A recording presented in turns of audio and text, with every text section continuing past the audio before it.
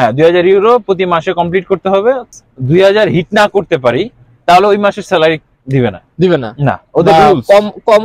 আসসালামু আলাইকুম, hello everyone and welcome to mister Khan Sahib another new video. Right now আমি এবং আমার সাথে আছে আমির ভাই, আমরা দুজনে আছি আপনাদের সাথে পোল্যান্ড থেকে। আমির ভাই 2 মাস আগে ক্রোয়েশিয়া থেকে পোল্যান্ডে এসেছেন, তো আমির ভাইকে নিয়ে আরো 3টা ভিডিও শেয়ার করেছিলাম। তো ওই ভিডিওগুলোতে আপনারা অনেকে কমেন্ট করেছিলেন যে এই ক্রোয়েশিয়া থেকে কিভাবে পোল্যান্ডে এসেছেন এবং কি পোল্যান্ডে আসার পরে সুযোগ সুবিধা এবং কি ক্রোয়েশিয়াতে যে ফুড ডেলিভারি কাজ করতেন ওইখানে স্যালারি, তারপরে সুযোগ সুবিধা, ডকুমেন্টস, এই যাবতীয় সবকিছু নিয়ে আপনাদের সাথে বিস্তারিত ভিডিও শেয়ার করার জন্য। তো এই ভিডিও থেকে পরপর 2-3টা ভিডিও আমরা শেয়ার করার চেষ্টা করব যে পোল্যান্ড ক্রোয়েশিয়া থেকে পোল্যান্ডে কিভাবে এসেছেন, তারপর ক্রোয়েশিয়াতে ফুড ডেলিভারি, ইনকাম, ডকুমেন্টস, তারপর হলো সুযোগ সুবিধা, তারপর আরো অন্যান্য যেগুলো বিস্তারিত ভাইয়ের কাছ থেকে জানা যায়, যেগুলো আপনাদের উপকার হবে, এই ধরনের কিছু ইম্পর্টেন্ট ভিডিও আপনাদের সাথে শেয়ার করবো। সো আমার ভিউয়ার্স ভিডিওগুলো শেয়ার করে দেবেন। আর হ্যাঁ, আপনি যদি আমার চ্যানেলে নতুন হয়ে থাকেন তাহলে এরকম নতুন নতুন ইম্পর্টেন্ট ভিডিও পেতে আমার চ্যানেলটি সাবস্ক্রাইব করে রাখবেন। আরেকটা বিষয় আপনাদেরকে জানিয়ে দেই, আপনারা যারা ইউরোপের সেনজেনভুক্ত অথবা ইউরোপের অন্যান্য দেশগুলোতে আছেন, ফ্লাইট অথবা বাস টিকেটে আপনারা এক দেশ থেকে আরেক দেশে বন্ধু বান্ধব সহ বা নিজে বা কোনো কাজে বা ডকুমেন্টসের কাজে যেই কোনো এক শহর থেকে আরেক শহরে ঘুরতে যেতে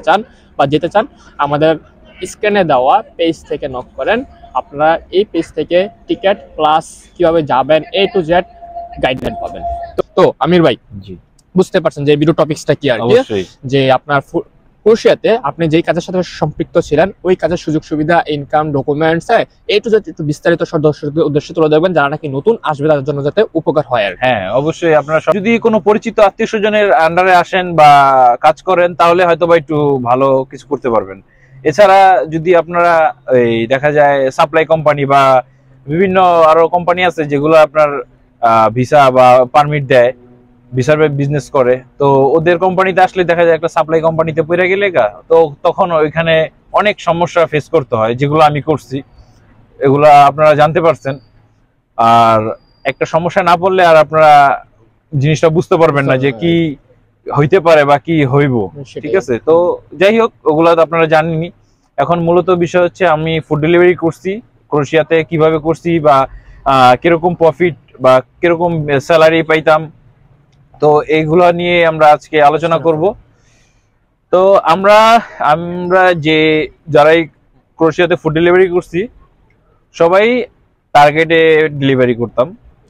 দেখা যায় তো পার মান্থ 2000 ইউরো আর কি, 2000 ইউরো টার্গেট দিয়েছিল। আচ্ছা, মানে 2000 ইউরো কমপ্লিট করতে হবে। হ্যাঁ 2000 ইউরো প্রতি মাসে কমপ্লিট করতে হবে, তাইলে আমরা পাইতাম হচ্ছে 840 ইউরো। আচ্ছা, মানে এটা হচ্ছে আমাদের বেসিক টার্গেট। শুধু একটাই? হ্যাঁ টার্গেট একটাই, আমাদের প্রতি মাসে 2000 ইউরো ইনকাম করতে হইব। আচ্ছা, সেটা হচ্ছে তাদের ইনকাম করে দিতে হইব, তাদের ইনকাম করে দিলে আমাদের 840 ইউরো স্যালারি দিব। তার মানে সিস্টেমটা কি এরকম যে আপনার মানে তাদের কাছে পুরো যত আপনি ইনকাম করতেছেন, প্রতিদিন যা ইনকাম করতেছেন সব তাদের কাছে যাবে, তাদের বেসিক একটা স্যালারি দিবে 840 ইউরো। রাইট, এও আপনারা 2000 ইউরো কমপ্লিট করতে হবে। মোর অফ দ্য স্টোরি এখানে যে আমরা যদি বাই এনি চান্স 2000 হিট না করতে পারি তাহলে ওই মাসের স্যালারি দিবে না না ওদের রুলস। কমও দিবে না নাকি? যে হ্যাঁ কম মানে আমার এখানেই আমার প্রশ্নটা যে আমি 2000 না করতে পারি, আমি 1000 করছি, হ্যাঁ ওটার অনুযায়ী পার্সেন্টেজ যতটুকু হয়, মানে 2000 অনুযায়ী পার্সেন্টেজ যতটুকু হয় ওই অতটুকু কাইটা আমার বাদ বাকিটা আমারে ফেরত দিয়ে, বা আমার পাওনা, আমি কষ্ট করছি অবশ্যই। এখন তাদের কথা একটাই যে না 2000 ইউরোই কমপ্লিট করতে হইব, ওদের একটা টাস্ক যে এটা কমপ্লিট না করলে স্যালারি দেওয়া হবে না। পারতেন 2000 কমপ্লিট করতে? হ্যাঁ অনেকে পারতো, অনেকে পারতো না, দেখা যাইতেছে মানে এটা নিয়ে অনেক ঝামেলা হইতো। দেখা যায় স্যালারি যখন আসতো আমাদের, বলতে গেলে টার্গেট আমরা এক মাসও ফিল আপ, বলতে গেলে যেগুলো যারা ছিল কেউ মোটামুটি ফিল আপ করতে পারতো না টার্গেট। কারণ কি স্কুটির প্রবলেম ছিল, এর আগেও আমি বলছিলাম যে স্কুটির প্রবলেম ছিল, আমাদের স্কুটির স্পিড ছিল সর্বোচ্চ 35, যেখানে একটা সাধারণ মানুষ দৌড়াইয়া চলে যেতে পারবো এরকম স্পিড ছিল। তো ওই স্পিডে আমরা দেখা যায় প্রতিদিন এভারেজ তো আপনার মিনিমাম 80 ইউরো ইনকাম করা লাগবে। হ্যাঁ 80 ইউরো মানে কমপ্লিট করতে হইব।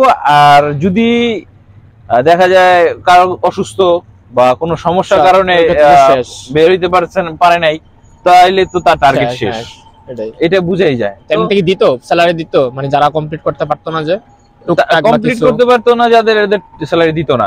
আর আমাদের বিভিন্ন সমস্যার কারণে দেখা যাইতেছে যে আমরা টার্গেট ফিল আপ করতে পারতাম না।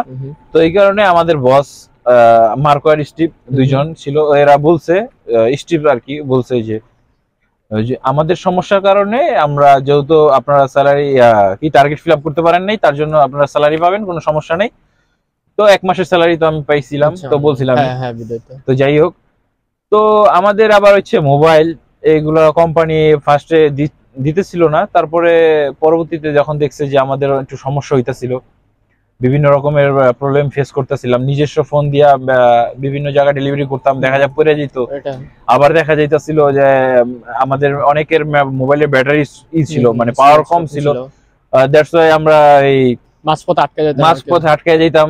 ইভেন আমার সাথে এরকম ঘটনা ঘটছে বহুত। দেখা যায় আমি দেখতেছি 10% বা 15% চার্জ আছে, মানে মনে হচ্ছে যে কভার দিয়ে ফেলতে পারো, মানে এই ডেলিভারিটা আমি একটা ডেলিভারি মানে আমার এর আগেও আমি একটা ডেলিভারি করছি, মানে ওই বাসাটাই। তো এই কারণে মানে গেছি আমি ডেলিভারিটা নিয়ে, মানে রাস্তার ভিতরে আমার মোবাইল অফ। এখন আমি যদি বাই এনি চান্স আমার না জানা থাকতো, তাহলে আমার ডেলিভারিটা কমপ্লিট হইতো না, ওই জরিমানাটা আমার দিতে হইতো, ওইটাও ক্যাশ টাকা ছিল। তো আমি ওখানে গেছি, যাওয়ার পরে দেখা যাইতেছে ওই বাসার নাম্বারটা আর ওই রুম নাম্বারটা আমার মাথায় ছিল। তো আমি গিয়ে ওইখানে টিপ দিছি, তো একটা মেয়ে ছিল, তো ও আর কি খাবারটা নিয়ে টাকাটার কথা জিজ্ঞেস করছে। তারপরে আমি বলছি যে আমার মোবাইলে চার্জ নাই, এই কারণে আমি দেখতে পারতেছি না, আপনি দেখে আমার টাকাটা দিন। পরে ওই টাকাটা দেখছে, দেখে দিছে। পরে আমি বললাম যে আমার মোবাইলটা একটু চার্জ দেওয়ার যদি ব্যবস্থা হইতো তাহলে আমার খুব উপকার হইতো। আমার বাসার লোকেশন আমি ভালো করে চিন্তাছি না, মানে অনেকটা দূরে গেছি, কিন্তু বাসায় যে আসুন কিভাবে, বাসার লোকেশনটা আমার মাইরা আসতো, লোকেশন মাইরা। তো ওইখান থেকে আমি তো এই বিভিন্ন সমস্যার কারণে দেখা যায় কোম্পানির অনেকবার অবজেকশন দেওয়ার পরে দেখা যায় ওরা আমার মোবাইল দিচ্ছিল, পাওয়ার ব্যাংক দিচ্ছিল। তো এরকম অনেকেই আছে যারা মোবাইল পায় না, পাওয়ার ব্যাংক পায় নাই। আবার অনেকে পাইছে। স্কুটার ব্যাপারটা হচ্ছে আমাদের যেই বিভিন্ন রকমের কমপ্লেন করার পরে দেখা যায় আমাকে বলছে যে স্কুটার দিবে সবাইরে।